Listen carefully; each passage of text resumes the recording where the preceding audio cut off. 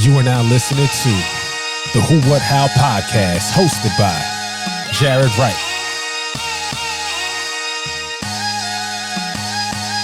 Let's go.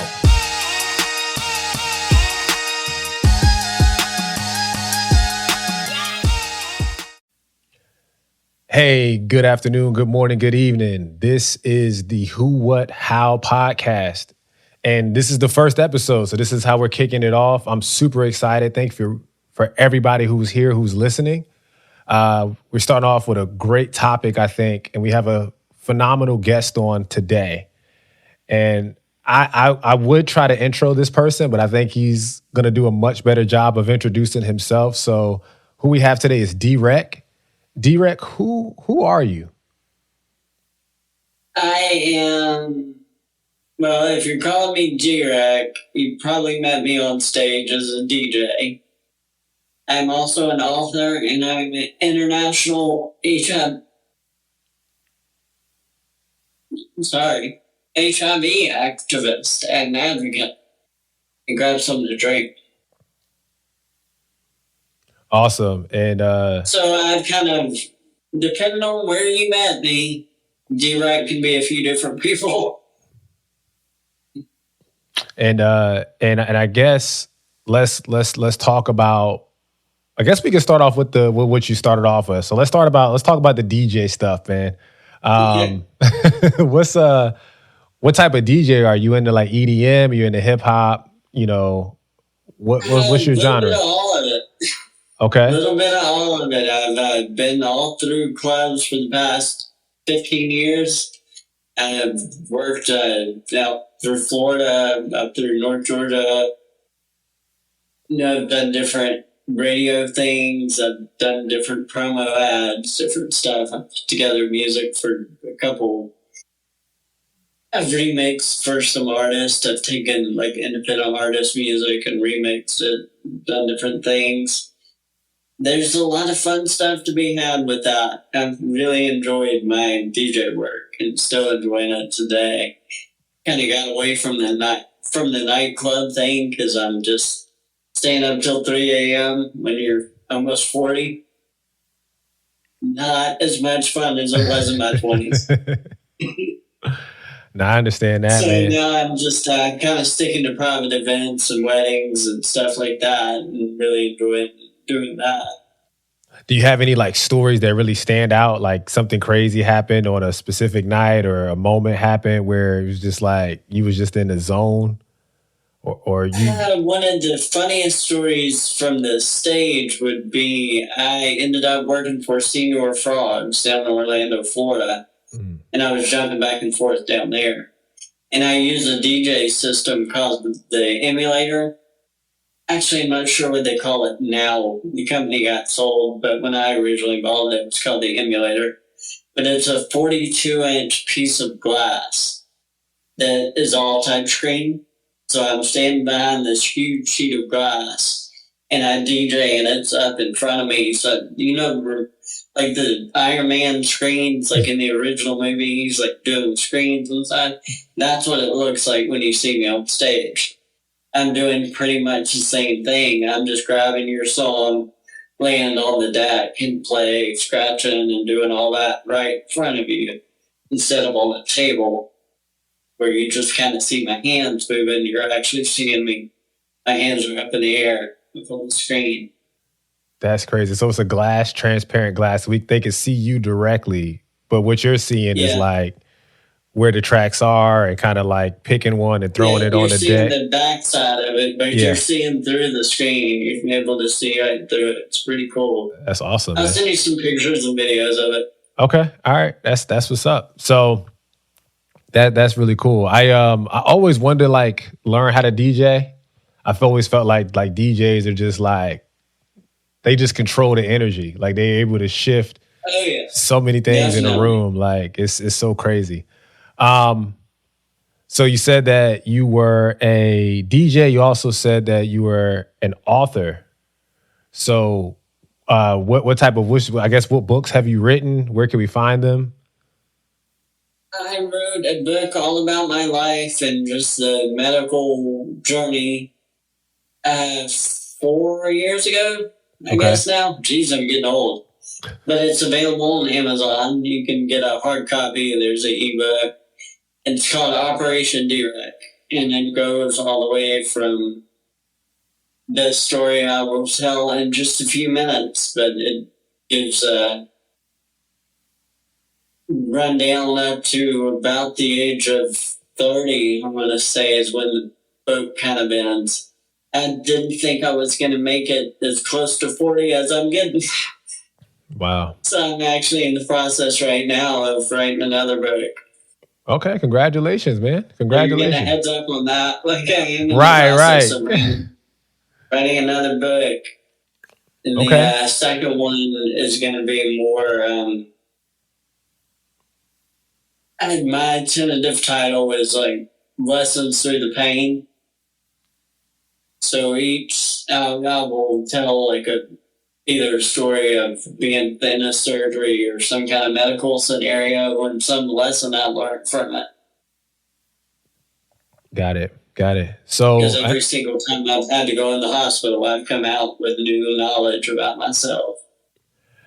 Is it because they're learning more about certain things, or is it because there's things that are constantly changing inside your body? Or is it both? It's both. I mean, the medical technology is advancing so fast, and my body's aging, so I'm having to constantly, it's a constant, rebuild. It's like rebuilding an engine that you never completely finish rebuilding. Right. Yeah, because you have that on top of just the regular stuff, just regular checks that tend to become more right. And pain. Right. So let's talk about the story of you. I had heard some things that you spoke about, or some speaking engagements in the past that you've had, and your story kind of touched my soul in a way that's just like, man, I just couldn't imagine getting that news and things like that, or finding out things in a way, or just discovering that being the journey that I have to take, right? Like that, I think that was probably in a way for me to wrap it in. So let's talk about what happened, what started the journey, your discovery, and then everything that's kind of happened since then and up until this point. So if you don't mind, let's hear about it. All right. First, I got to grab the keys to the DeLorean, because we're going all the way back to 1985. I am 3 months old, and my parents are told that I have a heart murmur, and it needs to be corrected. So I'm sent to Augusta, Georgia, to the medical college, and they proceed to kind of rush my family through all the pre-op procedures, one of which was the main one, which was he's going to need blood. This is an open heart surgery. And family wanted to be able to donate. There wasn't time. They were told there was not time to do that. We had to go. So, go into surgery. They find out it wasn't truly a murmur. It was what was known as transposition of the great arteries, which for anybody, that had children in the early 80s or late 80s, I was what was known as a blue baby, because the blood flow was actually running backwards. So the oxygenated blood stayed around my heart, and the unoxygenated blood was being pumped out all the way around. So my lips were kind of a bluish color. It was what was known as a blue baby. So they got me through the surgery. I looked like the RoboCop scene, where it's just, he's cut in half and there's just tubes and wires and everything, and they're putting them together. Yeah. There's no pictures or videos, because back then there just wasn't cameras and stuff like there are today. But it was pretty rough from what families told me. I was in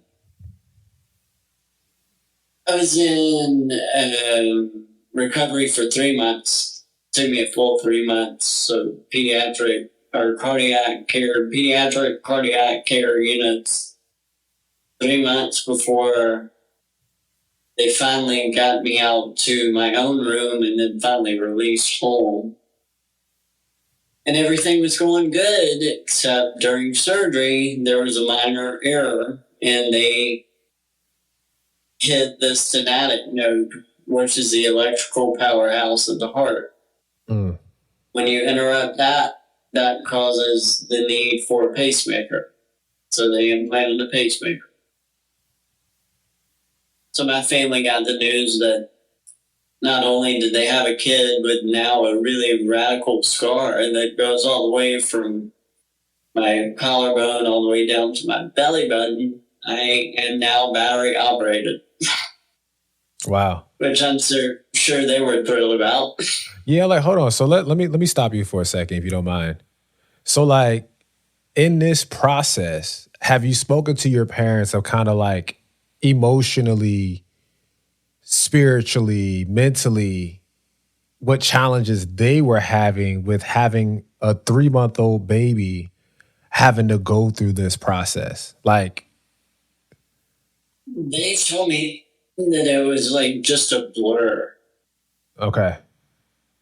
Like, it was a really like rushed, like get him into surgery, like we've got to go now, like this extremely urgent, which now looking back at it, it wasn't. It really wasn't as urgent as it was made. Got it. Okay. So you they hit the nerve in the heart that kind of powers the heart. Now that requires a pacemaker go in. And this is all like the pacemaker's implanted. It was in my stomach. Okay, and this is all like you're still like 4, 5, 6 months old at this point? No, this was during the original surgery. So they did the surgery where they repaired the heart. Yep. And then they also had to implant a pacemaker. Got it. Okay, so all of this stuff happened and you're still 3 months old? Yeah. Oh my gosh. Okay. All right, so you go home and I guess what happens next? So what happens with your parents and you after that? Pretty much just a chill, laid back, fun, just everyday childhood. Like wasn't really, really restricted. I mean, had a little bit because there's a pacemaker in my stomach. But I also grew up, kind of aspiring to be a Ninja Turtle. So I was a normal kid. I jumped off furniture. I climbed trees. Like it wasn't too different from any other kid until I started school. And my family started to realize that I was the smallest kid in class. This was from kindergarten all the way to now. Like I'm still like usually the smallest guy around. I get excited if I'm out somewhere and somebody is shorter than me. Like that will make my night. Like that's how I make friends. I'm like, I'm not the shortest one in the bar. Like, I'm not the shortest one out in the middle of the night. Like that always made my night. Like if somebody came in and they were shorter than me. People would actually bring for their friends and if they knew they were shorter than me. So how tall are you? I'm 5 foot. Okay. So I am like arguing with theme park attendants to like get on rides. Oh man, no. I had to like argue my way onto a couple roller coasters.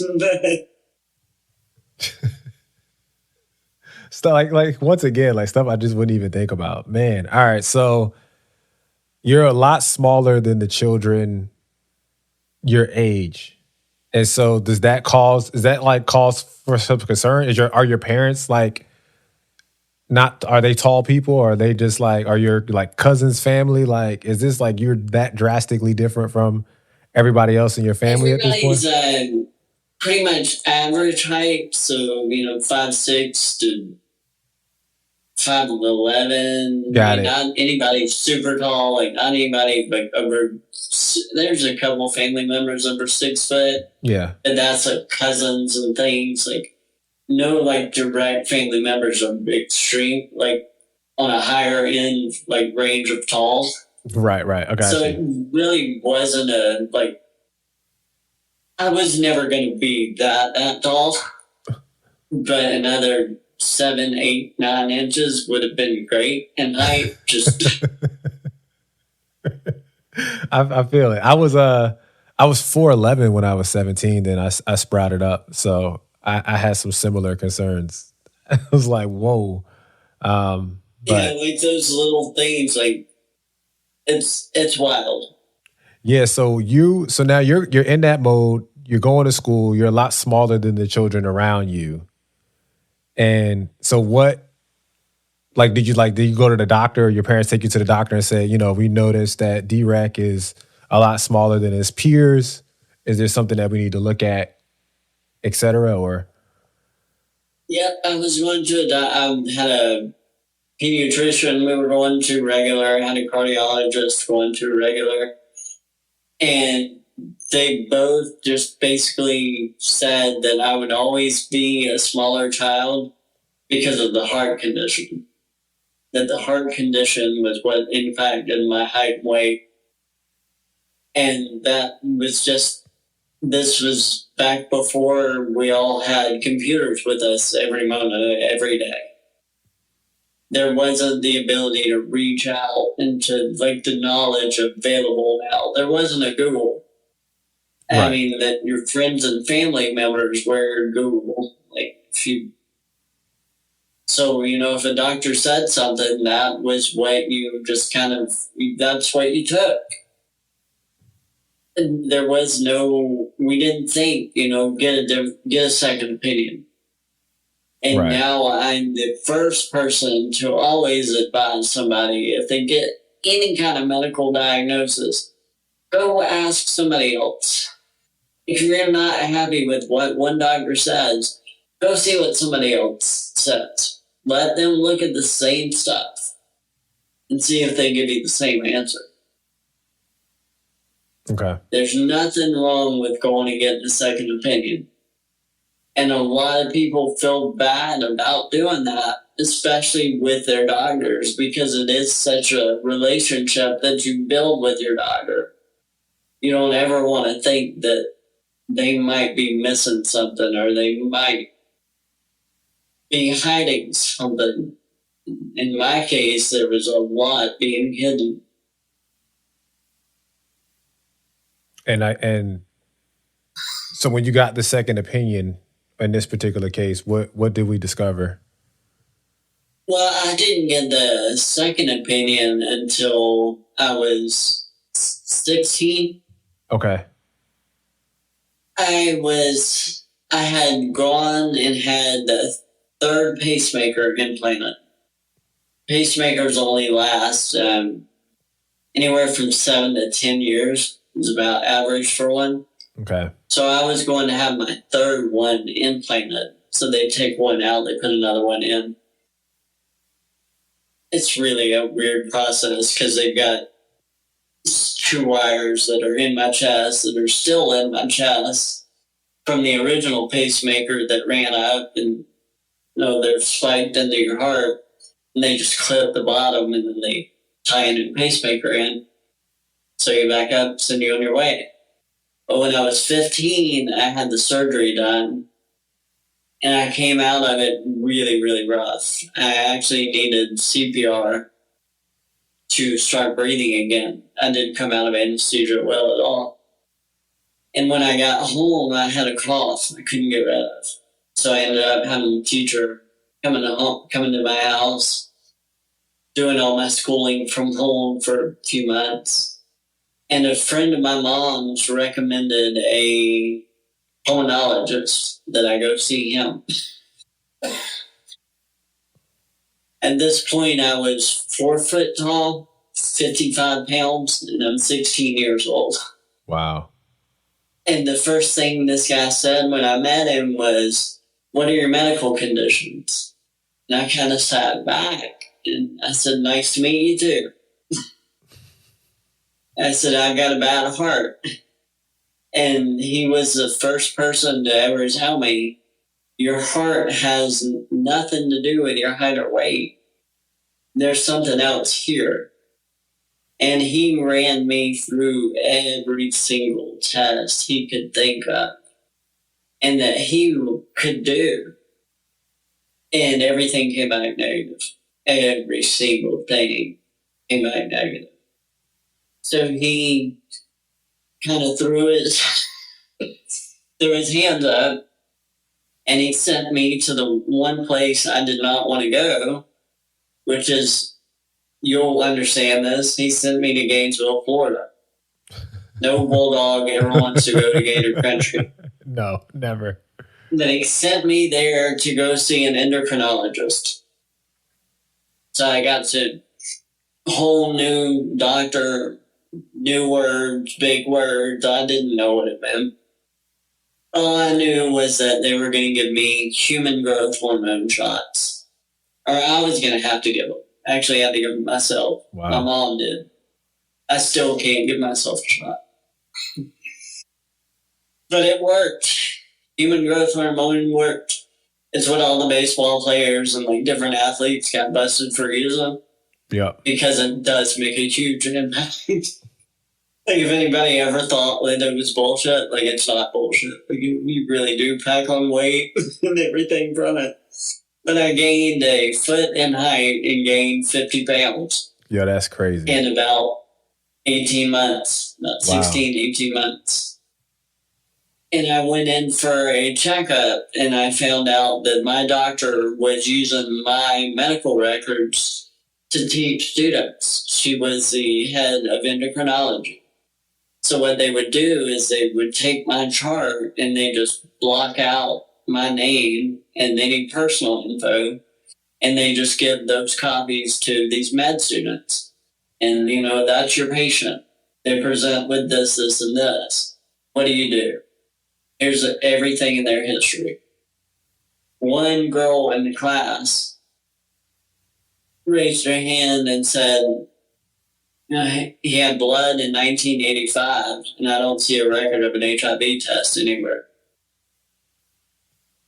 So I met the med student that day, and it was brought up, you know, would you mind submitting for an HIV test just so we can rule that out? Submitted to the test, had it done. Took 2 weeks. That's how long ago this was. About 20 years ago now? Yeah, 22 years now. And so, go back to the doctor. I've got my family with me. I've got my grandparents with me. And they started pulling people out of the room one by one. So I kind of knew what the test results were before they ever told me. I remember that day very vividly. To an extent. I remember walking down the hall to the room where they had my family. They opened the door and I saw my parents crying. So nobody had to tell me the test. I didn't need to be told what the results were. Right. I already knew. So the next phase from that was go home. It's going to take us a little while to figure this out and to get a treatment plan built for you. And there's a possibility of 2 different doctors that I could have had.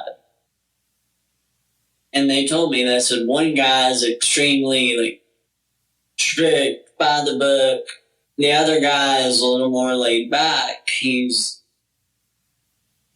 and patients really seem to like him a little bit better. He's more personable. He can laugh with him. And so I knew the doctor I wanted. But I didn't get to pick. So for 2 weeks, I went home and I just broke down like every day. And I just buried my head in the headphones. Just kept headphones on. I didn't want to talk to anybody. I didn't want to be seen. I didn't want to go out.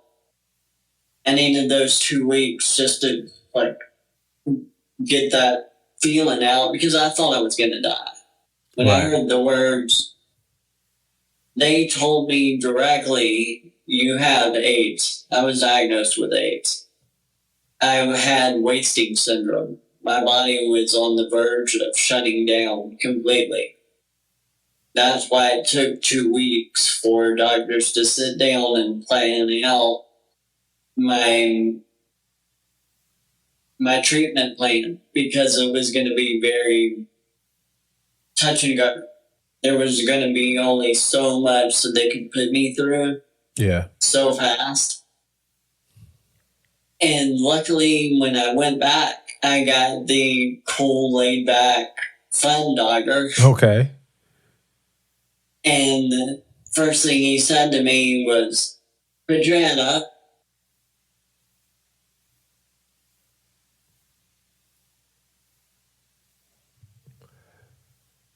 He wouldn't talk to me until I did that.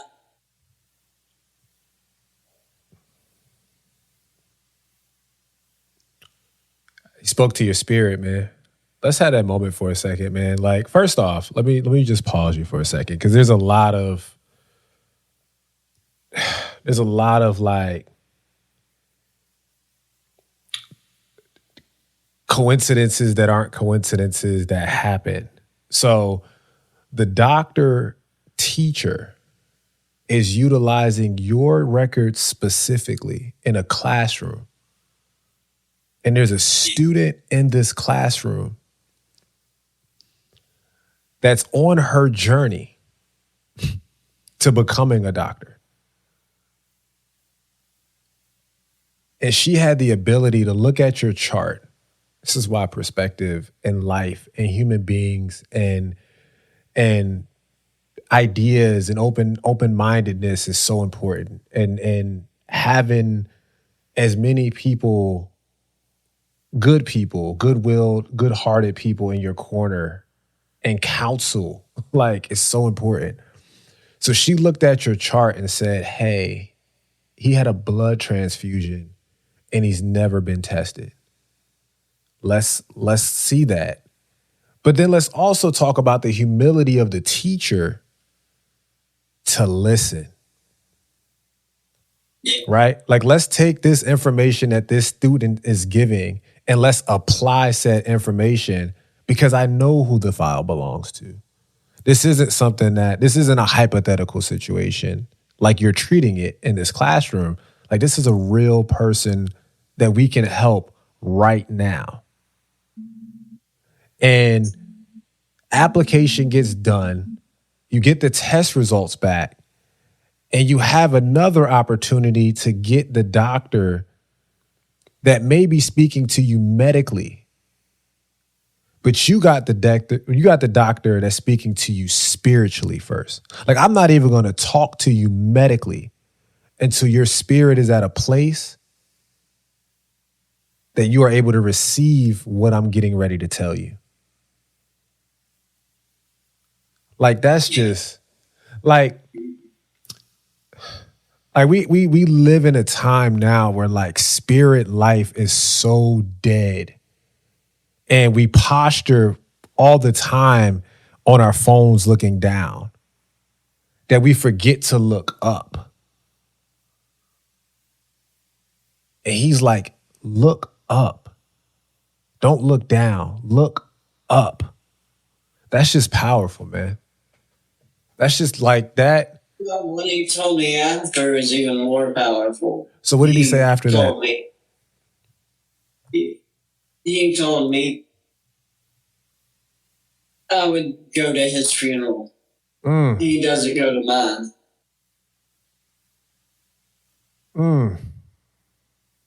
And you're 16? You're 16. Like,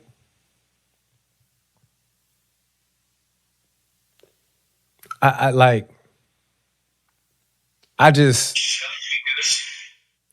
that's just, I don't even know. Like at 16 years old, having somebody say, yo, listen, this is not the end for you. Matter of fact, you're going to outlive me. And I don't have to face the same thing that you're facing. But I know you are because I'm going to work on your spirit and your body.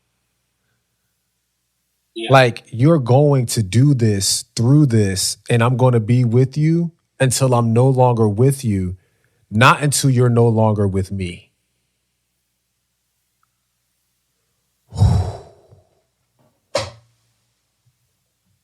That's crazy. So your parents, like, so once again, because I'm a parent.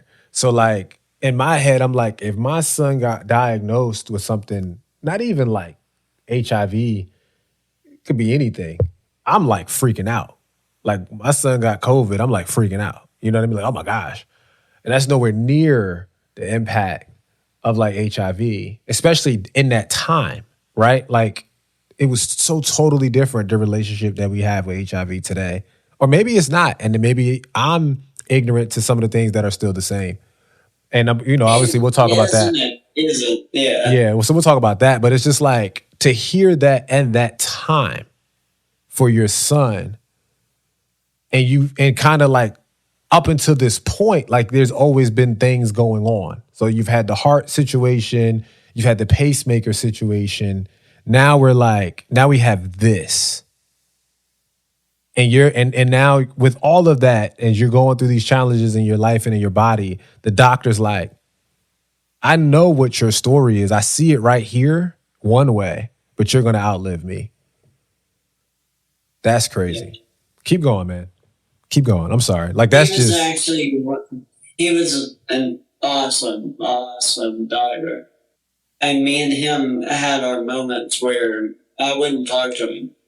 I mean, he got me in a bunch of studies and different things, and that was great, but it was bad in the fact that all these studies meant more blood. So I was going every month, and there were months where I was given up to 18 tubes of blood every time I would see them. That's how many tests and everything that they were watching and monitoring with me. Wow. So I guess like at this point now, this is all through high school. Yeah. Did you have I actually dropped out of high school? I was getting ready to say that. So your high school life. Yeah. Did you end up getting like a GED or did you end up? Yes. Okay. Yeah, I was getting ready to say that. Like there's no way possibly that you're going through that monthly and like still expected to execute as a student and get good grade. Like there's just no way. No, when I was younger, I was in a Catholic school, in a private school, up until 8th grade. So when I when I dropped out and went to get my GED, it was boom, boom, boom. Right. And jumped through it, pretty quick. Just got that out of the way, like so I could focus on getting better. So I guess you graduated now. What were so you're going through the test, but what type of treatments are you receiving at this point? Oh, they one of the worst where I didn't actually talk to my doctor I was in the hospital. No, I started treatment with him. About 2 weeks I came back. They gave me a bunch of pills, they gave me a bunch of books, they gave me all the stuff to read. And I read every line of every book, of everything I could find on this virus. If I was going to have a new enemy, I was determined to learn all about it. And I did. And it was about 6 months after I had been on treatment, I had been told that I would land in the hospital. And the reason this guy knew that was because my viral load, which is the amount of HIV in your blood, in your body at that point, he said once it starts to drop, once the meds start to work, he said we will find hidden viruses and things that you've been living with that were kind of in the background. So I ended up getting pneumonia right in the middle of being in treatment. So I landed in the hospital for 2 weeks getting treated for pneumonia. And when they had me in the hospital, they really got to go, kind of hog wild with the diagnostic testing that they wanted to do. Right. And one of the worst things that they did was a spinal tap. I will never forget that day. And I didn't talk to the doctor for like 3 days because I was so just over it.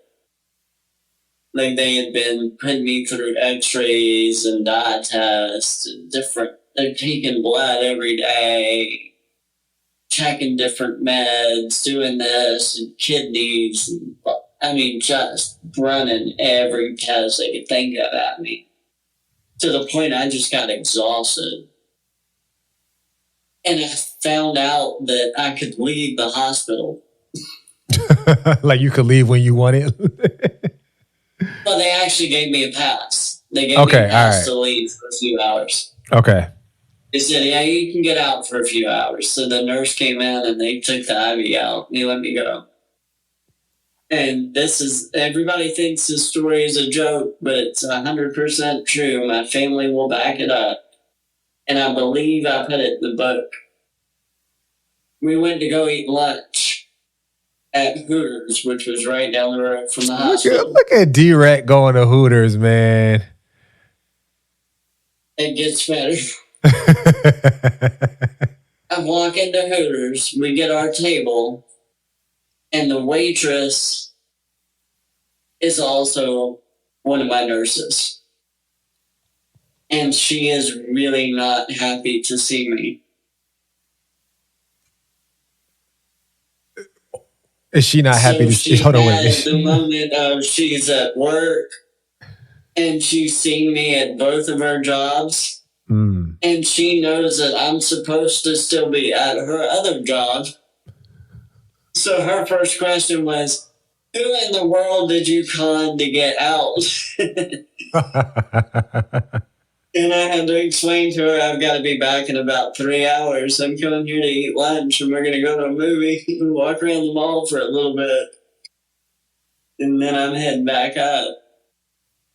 And I saw her the next morning, and it was that the entire hospital knew. So many people knew that the president of the hospital came to meet me. Wow. Like, my story was that, monumental for the entire campus, that there was somebody that had gone through as much as I had gone through and being treated there. And there's so many fun, there's some good stories in the book about that. Like, I had one procedure done there. I went in, I was dumb. I wore Georgia Bulldog pajama pants. And I forget what surgery or procedure I was having done. It was something cardiac, I think, because everything got switched down there. So I had a cardiologist, and all my treatment moved there. I'm pretty sure it was something cardiac. Well, I came out of surgery, and of course, when you come out of surgery, they remove all your clothes. I woke up to a nurse with a washcloth washing my arm. I'm like, what in the world? What are you doing? I'm still kind of woozy, not all the way awake. She explains to me that I am covered in head to toe with Florida Gator temporary tattoos. So that is what you get if you go into the University of Florida and have surgery, and you're bold enough to wear Georgia Bulldog pajama pants. They're going to get you back. That's funny.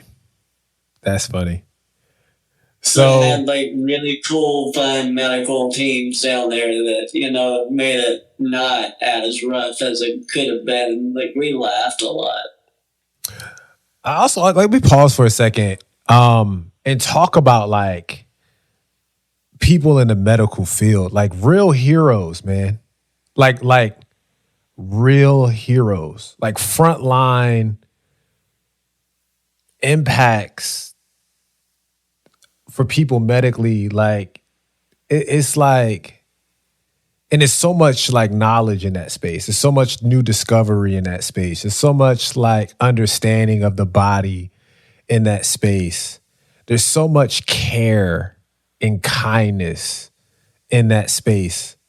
And when you don't have medical challenges, you tend to forget that there are people out there that are serving these people every day. Yeah. Like, you know what I mean? Like when you don't, or you're not in the hospital, you tend to not understand what nurses do. All that nurses do. You know what I mean? Like, yeah. It makes such a 98% of your time is spent with your nurses. Right. Like you don't like it's almost like oh, she's a nurse. I need to talk about that. Like, you know what I mean? Like we almost like dismissive sometimes in society to like the impact of, and we kind of had it during COVID. We're like, oh, the heroes, but they've been heroes. It's not something new. It's just that this is something that everybody's affected by now, right? Like there's a huge part of the population that's affected by things every day that these people are heroes, have been heroes in. So for you to have the community of people around you, like with the intentionality of making your stay both comfortable and Florida Gator uncomfortable, but making it specific to you too, right? Like we're going to do this thing specifically to him because we have that relationship with him. And also because he had balls big enough to come in here with some Georgia Bulldog pajama pants on. Like, what was he thinking? He knew this was coming. He knew this was coming. Yeah. So it's just that's just super dope. That's just super dope. So as an adult now, are there any like situations, stories where that like have stood out to be like, damn, I can't believe they treated me like that? Or like when they found out, or I can't believe that that was the response to hearing about my situation. We're looking for good stories or bad stories? I guess both. We can do both. Let's do both. Let's do a good one first. All right, a good one. It's been. I was there. It's whenever they put this last pacemaker in. I found out I was in an atrial flutter, which means your heart is like having little miniature seizures. So they had to do this. They put this pacemaker in, and they didn't program it. They gave me a month to take off, and they were going to do what was called a cardiac ablation. So I go in to do the cardiac ablation, and that's where they go in with an RF probe, and they map out your heart, and they find all the little spots where there's electrical interferences. And they're using a probe that's the size of an end of a pen, and they're burning those spots. So it blew my mind when I first read about it, because it's like working on an engine while it's running, basically. So I couldn't even like wrap my head around what they were going to do. So they did the procedure. I went in 7:30, 7:45 in the morning. I came out and it was just before 6 o'clock in the afternoon. I thought the clock was wrong. And then they were rushing me down the hallway. And I'm still kind of out of it. So all I see is nurses above me, and everybody's talking about me, and nobody's talking to me. I didn't realize I was cognizant enough to be awake yet. So I look back and I see just a flash of a coat. So I reach back and I just happened to catch it, and that was my cardiologist. And I pulled him up to the bed, and he realized I was awake. And he put his hand on my chest and he said, everything went great. He said, we went way longer than expected. I was in the procedure room, what they call them now, for 8 hours. My God. So this poor man was looking through binoculars for 8 hours, running this little probe through my heart and burning all these spots out. And I've got the video I can send you where it shows the mapping and how bad my heart was. Yeah. Wow. Well, what had happened when they went in, they originally tried to do the probe, the cath of my left leg, which is where they go for cardiac, because it's the quickest way to get to your heart. They found out that artery dead ends somewhere in my chest. They couldn't get through. It's all blocked off. So they had to cut my other leg and go at the right side. Oh, God. So I came out and I'm wrapped up, bandaged up to the point, it looks like I'm wearing a diaper. And I have to lay flat for 4 hours. I don't do well laying flat. I never have. I don't lay on my back. I sleep on my side. So this poor nurse that had me for about 40 minutes, told me, she says, you're going to have to tough it out. Well, she got off work and I got a different nurse. And she comes in and she was really nice about it. She goes, you got to lay flat for the 4 hours. She goes, we can't let you up because there's a risk you can bleed out. You stand up, you can bleed out. You can be done like that. If you get up, don't follow the instructions. But this girl was so nice. She put pillows under my neck and under my head, just getting me to prop up a little bit. Yeah. And every hour she would move the bed just a little bit more to sit me up where I could get comfortable. And she was putting pillows and rolling up towels behind my back, getting me as comfortable as I could be the entire night. And if it hadn't been for me and her, if it hadn't been for her, I would have probably been dumb enough to stand up and probably not be here today. Wow. Because they nicknamed me the Terminator. Every time I was in the hospital, they would AKA Terminator. Because all of my doctors have said, I just don't stop.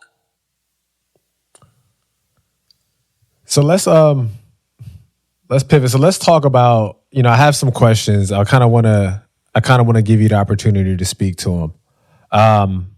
The first question is, how can we encourage and increase regular testing and knowing your status in general, as well as specifically within the straight male community?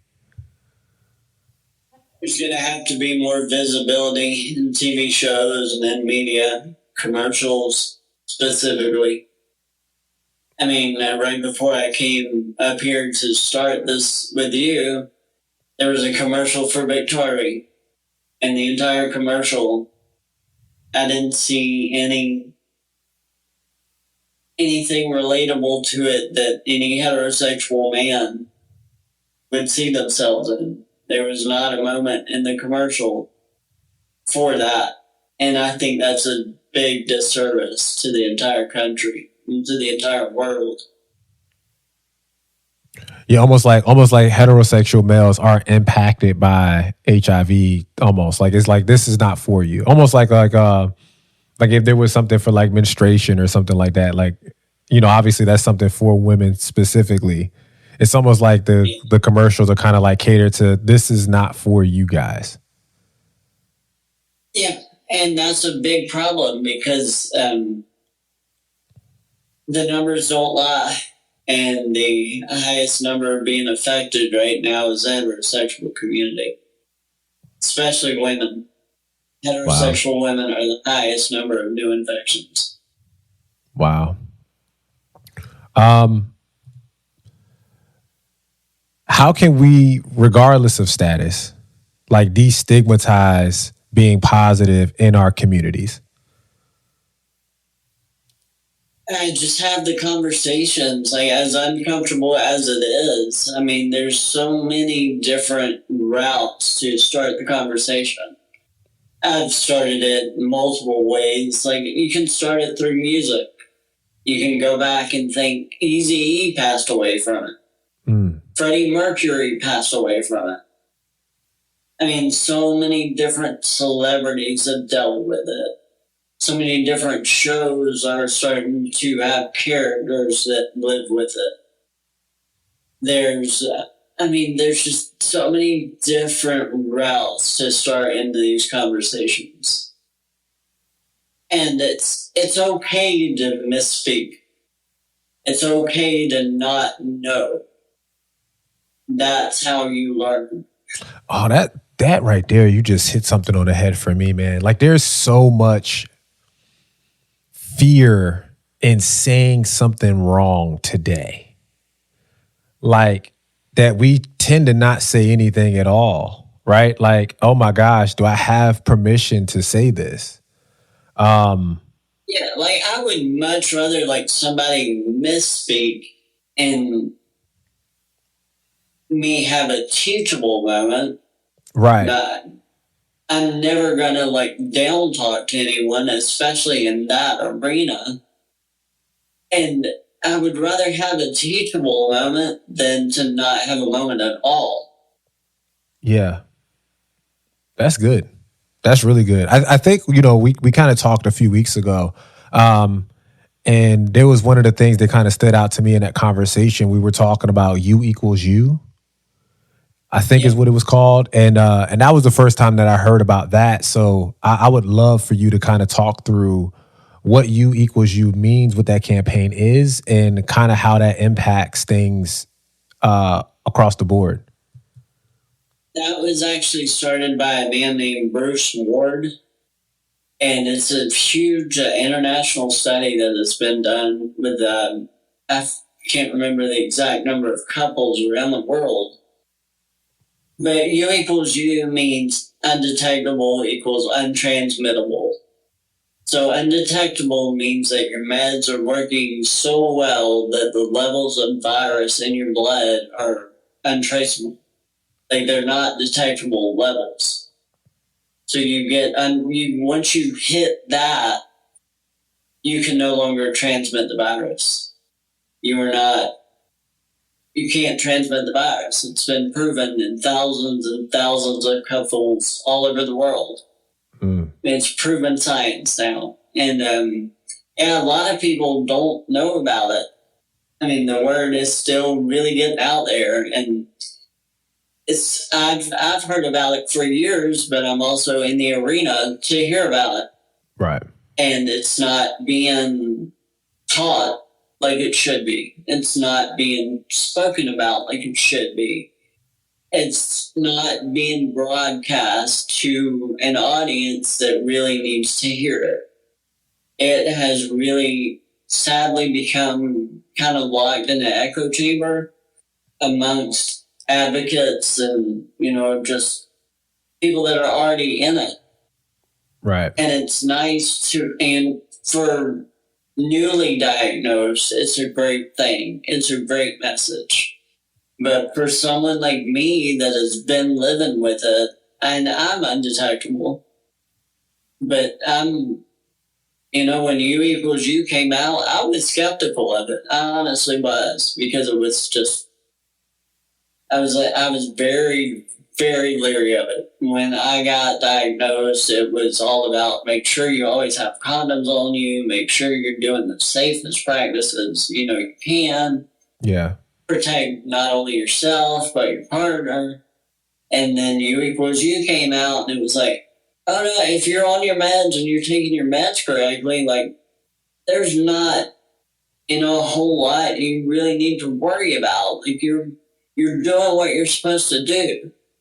And nobody had ever had ever spoken that way before. Yeah. And I guess like treating it, is it just like a pill, or is it like you have to like, I guess you said you can't give yourself like a shot. So is it just like regular pills like anybody else would take for like? For me, it's a little bit different. And for most people, yeah, it's a pill. Okay. And you can get some 1 pill a day. Okay. Wow. There's certain regiments that are 1 pill a day. Like a lot of the commercials you're seeing like now on TV are for 1 pill a day. Mm. They just the FDA just approved a new shot, which is every 6 months they would go to the doctor and get it's a long-acting injectable that was just approved by FDA. It's 6 months, so twice a year. Take your meds twice a year. How long? That's crazy. How long does it generally take to become HIV positive, and then to treat it so well that it becomes undetectable? Like, I guess on average, like, okay, I just got it. If I do the right thing for the next year, a year from now, I'll be at this undetectable status. Is there like an average time frame, or is it just varies like all over the place for different people? I know people that have been diagnosed and been undetectable within a month. Wow. Okay. That's awesome. That's awesome. So the meds have gotten extremely, extremely better over the past 20-something years that I've been in the arena. Yeah. And they're getting better and better every day. There's new stuff coming out every day. It's really interesting to watch the medical advancements, especially for me, for the cardiac side and for the HIV stuff. I mean, I'm watching all of it.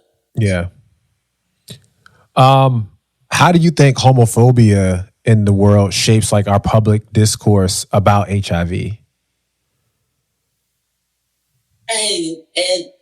When it comes to HIV, it very much shapes the entire narrative. Because for years, it was, that's a gay disease. That's something we don't worry about. That's something we don't have to worry about. It doesn't happen to us. It can't happen to us. And the thing you have to remember is, even if you're in a relationship or you're not, whatever, you're not chained to that other person 24/7. You don't know what's happening the rest of their day. Mm-hmm. You don't know who they interacted with, how they interacted with them, were they safe about it, were they not safe about it. And that's not just speaking about HIV. There's a lot of other things in the world. There are a lot of other things to be concerned about when you start talking about sexual activity. No, you're right about that. You're right about that. And, you know, there's certain things that people are saying now or doing now that I've heard about, that like people having different types of sex, especially young people. Like, oh, I didn't have like vaginal sex, so I'm still a virgin. We did other things, trying to, those sorts of things. You still bring, like, to me, from my personal opinion, like you're still being sexually active. So like, you're 100% correct in what you're saying. I think that we have to have a different relationship just with sex culturally as well at this point. Like, it was such like, it's so easily and available at this point that to me, it's just like getting out of control. The scary thing to me is like everybody is so comfortable saying the meanest, rudest things you could imagine to complete strangers on the internet. But will run away if you try to sit them down and have an honest conversation about sex. We're not trying to learn. We're trying to get likes and retweets and bring you into the misery that we're feeling right now. And it's really sad that that's what the world has come to. But yeah, like as as connected as we are now, we're further apart than we've ever been. Yeah. I mean, I think that's part of the reason why, we talked about it earlier. Like, everybody's looking down, look up, like look at the people that are around you, understand their story, understand that while their story personally doesn't impact you today, it could impact you tomorrow, right? Like those things, like we're all interconnected. And I think that people just tend to forget that stuff. Like we all need each other. Like we all need, like the doctor needed you to be the person that you are so that they could get your chart, but he also needed, or she needed the student to tell you, you know what I mean? Like, but she couldn't apply the test. You needed somebody else to apply the test. Like we all need each other. Like it's so crazy that we live in a society where we're not allowing those opportunities to take place anymore. And it's because people forget to look up. That look up moment that can change your life. That's it. I mean, Twitter, me just happening to stumble upon that one tweet brought us here today. Yep. I mean, we're literally right now the epitome of look up. Yep. So just I got 2 more questions for you, man. What are 5 pieces of advice? So I just got diagnosed with HIV. What are 5 pieces of advice that you could say to me right now? Breathe. A lot of people forget to breathe. Yeah. And breathing is very important. 2 is it's not a death sentence. You're not going anywhere. There's plenty of options medically. Plenty. There's more than there have ever been. And it's better than it's ever been. 3 is don't forget to laugh. Don't forget to have fun. Don't forget to enjoy your life.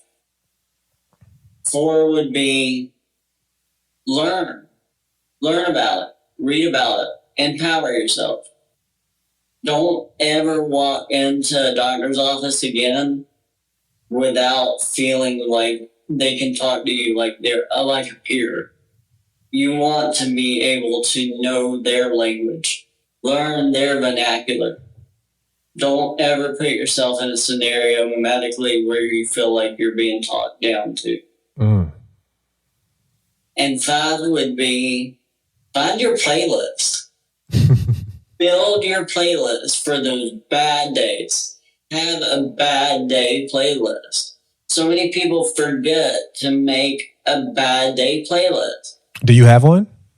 I have a couple of bad day playlists. All right, I'm gonna try to get those links from him, and to kind of give people a starting point, if you will. It's some rage stuff. I mean, there's some stuff like when you're having bad days, like that you need to just like get it out. Like, there's nothing wrong with having those moments.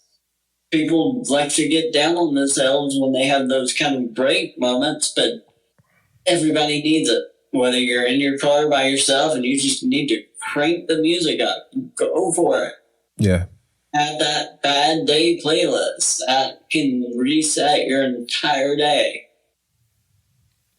Awesome. I love it. And then my last question to you, D-REK, is what do you hope to achieve through your advocacy and work around HIV in the heterosexual community? I hope that I'm around long enough to be irrelevant. I really hope I'm around long enough that it is cured. I hope that there's no need for this. I hope one day there is not a need for us to have these conversations. I love it. That is my goal. My goal is to make myself irrelevant. That these conversations are happening without me having to be the one that starts them. That's powerful. Man, thank you. Thank you for today. Thank you so much. This was awesome. Listen, the whole day I'm mentally buckling my seatbelt, getting ready for the ride. I'm getting ready to go down with you. And this was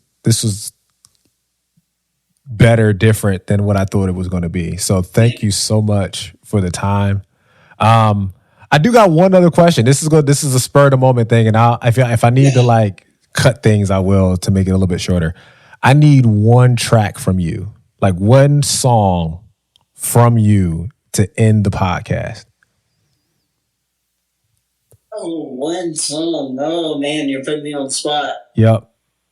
Oh, from the Bad Day playlist. Let me see. No. It could be from anywhere. It doesn't have to be from that playlist. It could be any song. Oh, any song. Yep. Let's go with Journey, Don't Stop Believing. I love it. Hey, man. Good song. Everybody knows. Everybody will sing loud. That's when I hold the mic out over the crowd and they sing louder than the music. That's awesome. I love it. Yeah, those are the moments that I live for right there. I like to hear a crowd louder than singing the song back to me, louder than it's coming through the speakers. D-REK, once again, it's been a pleasure. This is the Who, What, How podcast. I think we know who you are now. I think we know what you stand for. And I think we know every bit about how you plan to attack it. And I thank you for your time. And I thank you for your energy. God bless you, man. See ya.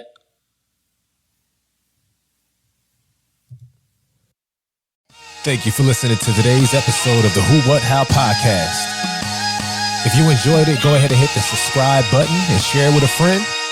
And we'll see you next time. Peace and one love.